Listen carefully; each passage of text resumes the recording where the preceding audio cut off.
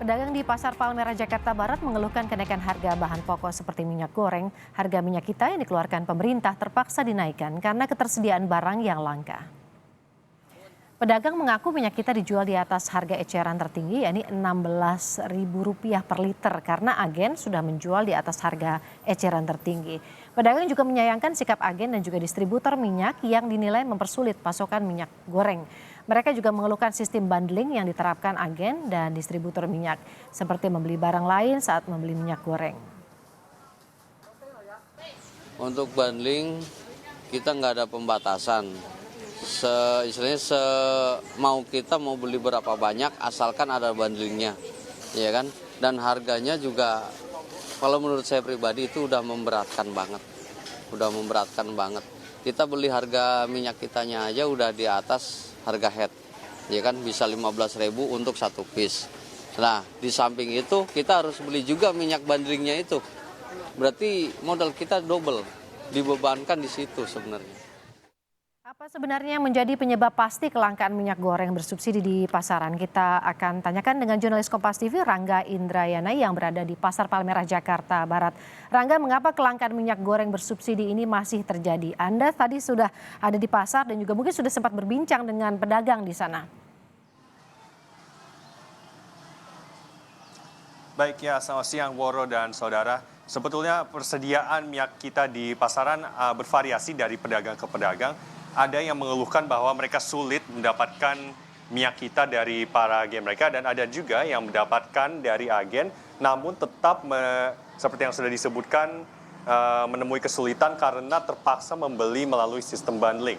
Bagi mereka yang mengalami keterbatasan ini, mereka menyebutkan pembeli lebih memilih untuk membeli minyak goreng dengan merek lain dan yang mempunyai sistem bundling mengeluhkan karena distributor mendorong mereka untuk membeli barang lain bersama dengan minyak goreng yang dinilai meningkatkan modal yang akan dikeluarkan mereka dan juga mereka menyebutkan harga terpaksa dinaikkan karena pembeli belum tentu membeli barang yang disertakan dalam proses bundling ini. Dan untuk minyak kita sendiri dari pantauan kami juga masih cukup tersedia, namun pembeli merasa diberatkan apabila diwajibkan untuk membawa KTP sehingga sejumlah pedagang memilih untuk tidak menggunakan atau maksud kami mewajibkan penunjukan KTP dalam pembelian minyak kita. Woro? Jadi intinya ketersediaan barangnya ada untuk minyak kita, namun kemudian pembeliannya harganya menjadi naik di atas harga yang sudah ditetapkan pemerintah karena memang ada sistem bundling itu. Seperti itu, Rangga. Baik.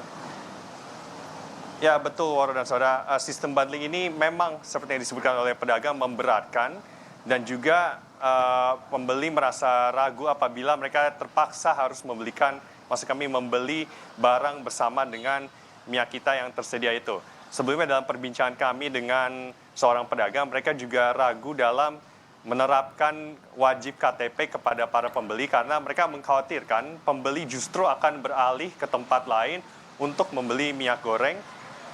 Dan selain itu juga mereka menilai bahwa permasalahan supply ini ada di agen yang menurut pengakuan seorang penjual yang tadi kami ajak bicara, mereka menyebutkan agen ini pilih kasih atau memilih mendistribusikan minyak goreng tidak hanya ke retail namun juga ke pasar-pasar besar dan justru mereka menjadi korbannya karena agen memilih untuk mendistribusikan utamanya kepada pasar retail dan bukan para pedagang di pasar tradisional sehingga menyebabkan adanya sedikit keterbatasan dari minyak kita baik bagi para pedagang dan juga para pembeli di Pasar Palmerah. Ada aturan yang kemudian diberikan oleh Mendak soal KTP tadi, tapi ada sebagian juga pedagang yang menolak untuk mewajibkan KTP ini saat pembelian minyak kita. Apa yang menjadi pertimbangan? Apakah juga Anda juga sempat melakukan wawancara dengan pembeli di sana untuk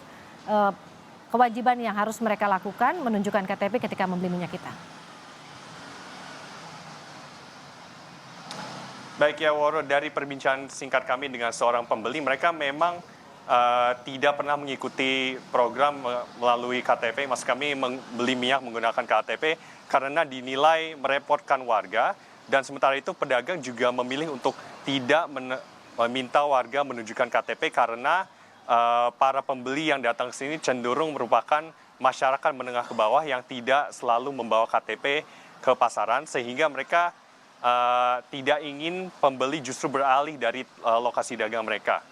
Nah, berikut adalah hasil wawancara kami dengan salah seorang pedagang di Pasar Palmerah yang menyebutkan dirinya tidak menerapkan KTP, maksud kami wajib menunjukkan KTP kepada para pembelinya.